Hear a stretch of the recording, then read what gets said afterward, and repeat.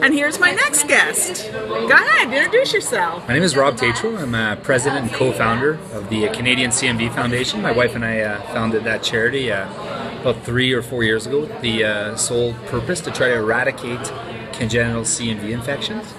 And well, thank you for your work, because I set up Google alerts and your name is always popping in there that you're having, you said ice hockey games, right? Explain what you do. Well, we run this fundraiser every year in February in the middle of Winnipeg, winter, which is that's really cold, the right? coldest winter you've ever lived. You know, we're talking minus 40 kind of thing. Wow. And that's Celsius, but it's also Fahrenheit.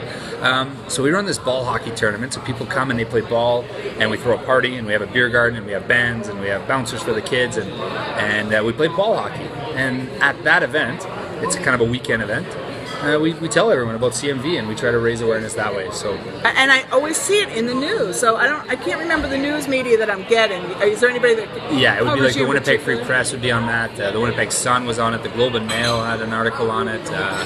There's also a couple news stations, so Shaw TV, Global TV. We ended up getting some decent media coverage. Yeah, you sure did. You sure did. So, what do you wish people knew? Like, what is your burning desire? Well, my immediate burning desire, one, is to have a concise screening practice in Canada that we all agree on, and everyone's on the same page. So that's screening for what? Congenital CMV screening. For babies, like for babies, yeah. Babies that's born. kind of my immediate. Okay, you want every baby tested. Yeah, ideally we get every baby tested. Okay, absolutely, because then we can start treating or figure out what to do, right? Okay, because in the United States, 1 out of 150 babies is born with the virus. Do you know the statistics in Canada? I think it's roughly the same. I mean, we have a very similar socioeconomic setup. So. Okay, so you would just like there to be universal screening so people can see what's going on, because sometimes people don't realize there's disabilities until the child gets older. It's ridiculous, yeah. Right. So and if we even back up that truck a little bit, first of all, I'd like to raise that number for awareness to way more than whatever it is now, in the low teens or mid-teens. Low or whatever teens it is. in the United States. Yeah. How about for you? You know, I don't know what it is, and I'm trying to get my Winnipeg, Manitoba, Canada numbers up. We're trying to raise as much awareness as we can, but I would imagine it's roughly the same thing, probably even less than in the U.S. And the reason that people don't understand awareness is so important is because it can be prevented if you know the proper measures to take. That's what drives me crazy, that people don't know. Same, and I think even if we're going to push that discussion a bit further,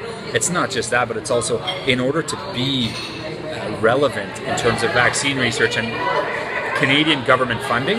So Canadian government funding is very, our healthcare research is slightly different than in the US. It's mostly government backed. We need way more awareness, because we need, you know, we need all of our elected officials and everyone to have heard of it, you know, for them to even vote on it, right? So much like Utah and Texas and Illinois, we need to get to the point where there's more awareness before we can pass those legislation. Well, thanks for being at this conference. This is a great time for all of us to learn from each other and to see what each other is doing. Thanks for having me. Thanks for all the hard work you do, Lisa. Well, thank you. Thank you. Bye. Thanks for coming.